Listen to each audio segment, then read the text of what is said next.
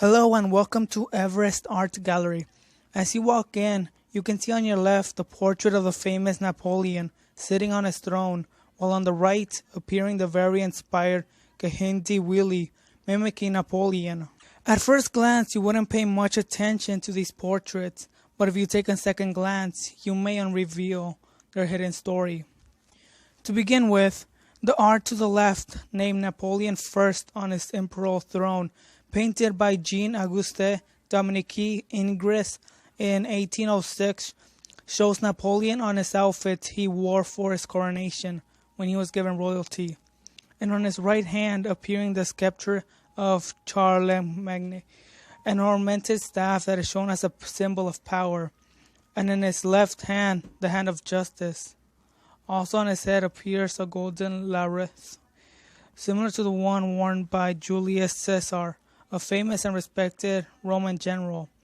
Furthermore, this painting took much inspiration from the famous ancient Greek god Zeus, as he was painted in Jupiter and Thetis, where he's also seated in a throne holding a staff.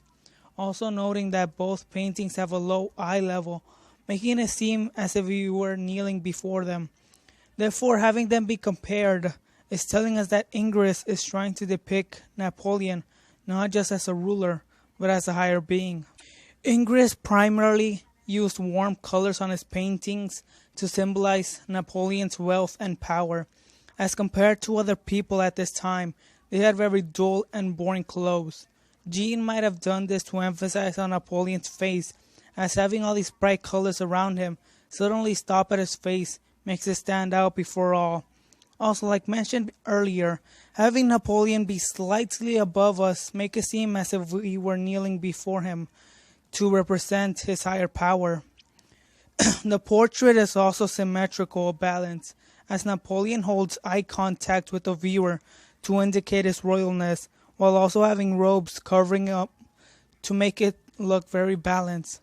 There's also a lot of variety, as if you take a closer look, you can see the small details and patterns Ingres used for his outfit and surroundings.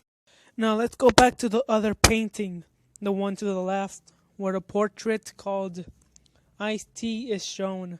This portrait was made by Kehinde Willie in 2005 and depicts him mimicking Ingres' portrait of Napoleon. He uses the same composition and setting as the Napoleon painting. Details such as the rug, scepter, and robe drapery are adapted from the original painting. The imperial imagery is meant to translate into how the viewer sees Kehinde, and even if the viewer hasn't seen the original painting, all the elements that are adapted have the imperial feel and are meant to make you think of Ice-T as the same way you would think of someone with power. Similar to Ingres' painting, Kehinde adapted many of the elements of art used on Napoleon. For example, the vivid colors surrounding Kehinde puts all the emphasis on his face, and having one hand up and one low makes it look very balanced and united. Not to mention the variety of patterns and designs to make his outfit and surroundings look very well put together and give him a more imperial look. Kehinde is an actor who portrays young African American men wearing the latest in hip-hop fashion. The theatrical poses and objects in the portraits are based on well-known portraits of powerful figures drawn from the 17th through 19th century. And one of Kehinde's aspirations was none other than Ingres, who he admired and therefore would commonly mimic his portraits. In terms of cultural context, Kehinde's portrait doesn't convey the same message as those of Ingres.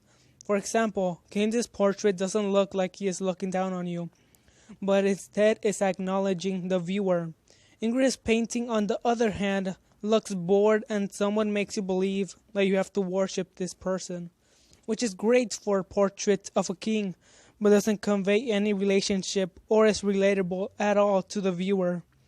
Kehinde's portrait, on the other hand, connects with the viewer very well and is trying to convey the message that to reach to the top, You have to work hard, as he seems to be pleased sitting on that throne. In terms of which portrait is more truthful, I do not doubt that Napoleon was a great leader to be respected to this point. But I believe that Kehind's portrait feels more truthful because it connects with many people and does not try to make the viewer believe the subject is a god or a higher being. So thank you for listening, and I hope you come back to visit our Everest.